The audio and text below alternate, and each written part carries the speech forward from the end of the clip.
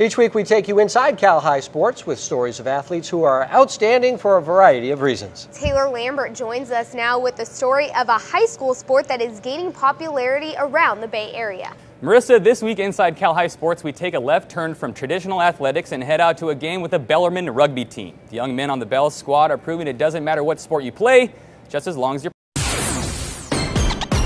inside Cal High sports. When you think of rugby, you probably think of big hits, big guys, and big tough guys. But I'm guessing you don't think of study hall. This is the Bellarmine boys rugby team. Just an hour before a huge game with Bishop O'Dowd, the guys are getting some last-minute homework done mixed with a couple meetings about the game plan. The Bells have started slow in league, but now figure to be back on track after a big tournament win in Dallas, Texas. Played in a tournament down there and beat the number 17 team in the country to win the tournament, so we think we're turning things in the right direction. And now would be a good time for that directional turn. The game today at Bishop O'Dowd is a do-or-die game for the Bells. If they win the match, Bellarmine has a chance at the playoffs. If they lose, then they'll be eliminated. Yeah, it's definitely a must-win. Everyone's kind of been talking about it for the past week and a half, how we have to get pumped before the game and how we can't come out flat, and nobody wants to end their season now knowing the next couple games don't really matter. The Bellarmine Rugby program is growing by leaps and bounds. Just 4 years ago, the squad struggled to field a team of 15. Now, Coach Gallagher has over 100 athletes at his disposal in the program. And John, make sure you're talking to him nice and loud, all right? Get all the adrenaline going.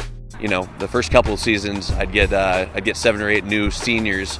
By the time they figured out what was going on, they'd be graduated and we'd get a new class in. But now we've got kids showing up freshman year that have already been playing in the youth system for a few seasons. So it's a pretty cool experience to see those guys go from little tykes learning the game to actually running around and looking like rugby players.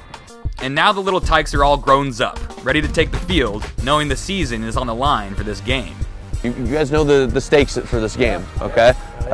We go down in this game, then playoffs are pretty much gone for us. Hey, play hard and play fast, okay? Let's run at these guys and around them.